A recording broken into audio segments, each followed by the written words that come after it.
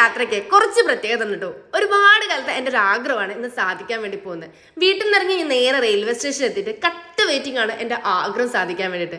വേറൊന്നല്ല, ദേ ഈ കാണുന്ന വന്ദേ ഭാരത് ട്രെയിനിൽ ഒന്ന് കയറി നോക്കണം. ഞാൻ കുറേ ആയിട്ട് ആഗ്രഹിക്കുന്നുണ്ട്. നിങ്ങൾക്കും കുറേ പേർക്ക് ഈ ആഗ്രഹം ഉണ്ടാവും. കയറി നോക്കത്തരാണെങ്കിൽ എന്തായാലും ഒന്ന് കയറി നോക്കട്ടോ, അടിപൊളിയാണ്.